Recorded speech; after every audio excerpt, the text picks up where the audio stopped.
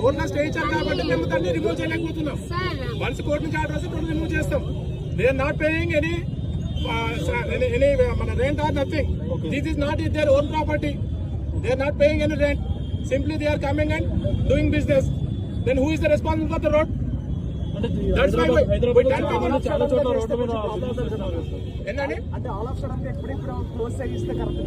Sudden గా కాదండి, since long time we're saying this one.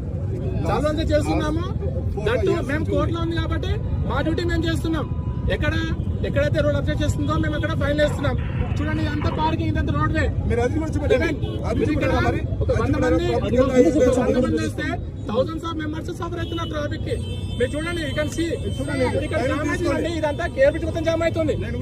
Because of this 100 people, thousands of people are suffering. Okay, that's why we are doing that one. This is not our personal issue.